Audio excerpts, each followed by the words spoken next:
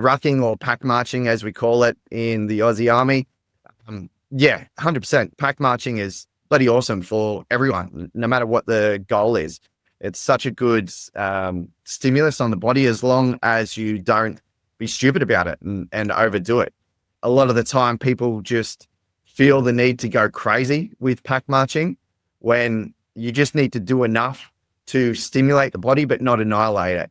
Because annihilating it is where injuries come in. You wear the body out, and it's no good when you start doing it with pack marching. And so you just need to take it step by step, progress it over time. In stage 3 of fifth service, we train the pack march. But if you want to do it outside of that, then yeah, just start with something relatively light that you can comfortably carry. Let's say 10 to 15 kilos for 5 kilometers. Stick with it for a month. You want to stick with this sort of thing for a month or so to get the body used to it, to adapt to it, and then just increase or progress one of the metrics. And when I talk about increasing one of the metrics, I mean you either increase the distance and keep the pack the same, or you increase the pack and you keep the distance the same. We don't want to go both because it's two progressions at once, and it's hard for the body to adapt to it. Much safer and better way to progress if you just do one at a time. So if you've done 5K over this month with 10 kilos, next month, go for maybe 12, 14 kilometers. 14 kilometers would be fine. You could probably even bump it to 15 kilometers and stick with that for the next month. Okay. If you wanted to go with your pack weight, then stick at 5 kilometers and bump it up a couple of kilos. Like initially 5 kilos isn't too much, but when you start to get towards your ceiling a little bit, it gets a little bit too much. So just a couple of kilos over the month, and then stick with that for the next month. So you want to give your body that time, that 4 weeks, consistently doing it as well to adapt to it. You'll only need to do one a week.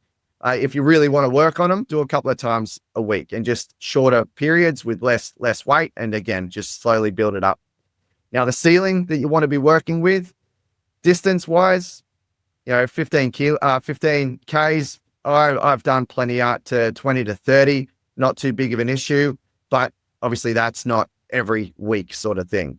So when we're working every week, you probably only want to do 10 to 15 kilometers worth of walking as a maximum if you're doing one a week.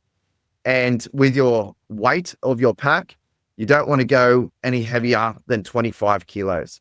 20 kilos is even just a really good weight to work with.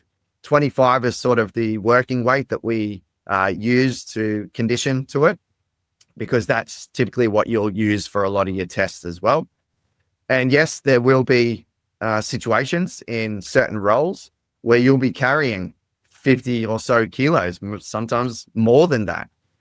But when those times come, that's when you deal with it.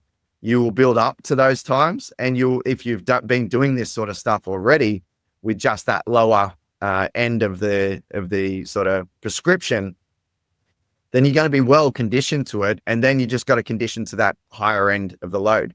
So you're going to have stronger joints, stronger muscles, stronger bones, everything to be able to withstand it without that additional risk that comes with way too much weight or way too much distance. Okay, Jade, hopefully that answers that one for you.